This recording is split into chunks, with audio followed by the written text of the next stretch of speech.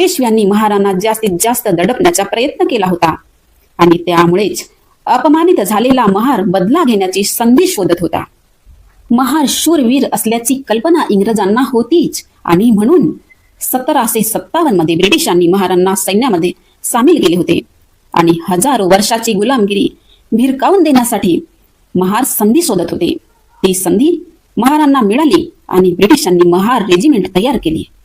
खडकीची लढाई 5 नोव्हेंबर 1817 मध्ये तर एरवाड्यात 16 नोव्हेंबर 1817 मध्ये ब्रिटिशांसोबत पेशव्यांची लढाई झाली होती. या दोन्ही युद्धामध्ये पेशवे हरले होते. पुण्याच्या शनिवार वाड्यात एक मैत्रीपूर्ण करार झाला होता.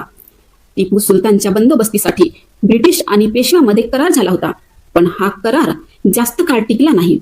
वेगवेगळ्या कारणासाठी ब्रिटिश आणि पेशवे यांच्यामध्ये झगडे होत होते आणि त्यामुळेच त्यांच्यामध्ये द्वेष भावना वाढीस लागली होती. त्या द्वेषाचे रूपांतर संघर्षात झाले.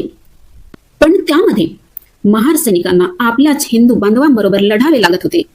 तेव्हा महार सैनिकांना वाटले की आपण इंग्रजांची बाजू घेऊन आपल्याच हिंदू बांधवांबरोबर लढणे योग्य नाही. त्यांना हे पटले नाही आणि आपल्या हिंदू बांधवांना वाचविले पाहिजे असे त्यांना वाटू लागले आणि प्रमुख सेनापती सिद्धनाग यांनी बाजीराव पेशव्याला भेटण्याचे ठरविले होते आणि त्यानुसार सिद्धनाग महार सैनिक बाजीराव पेशव्याला भेटायला गेले. तेव्हा तो बाजीराव पेशवा तिरस्काराने सिद्धनाग सेनापतीला विचारू लागला की कशाकरिता आलात.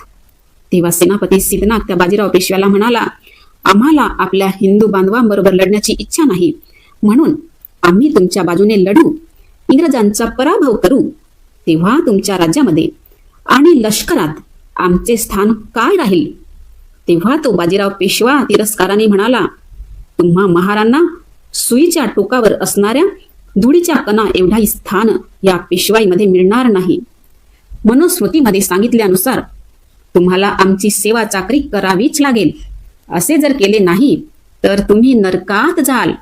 असे त्या बाजीराव पेशव्याचे शब्द कानी पडताच सिद्धनागाची तलवार म्यानातच नाचत होती आणि सिद्धनाग सेनापती त्या बाजीराव पेशव्याला म्हणाला, आजपर्यंत आम्ही तुमचे अपराध सहन केले, आता तुम्ही सावध व्हा, आता आम्ही हरणार नाही. अशी सिंहगर्जना सेनापती सिद्धनाग यांनी केली.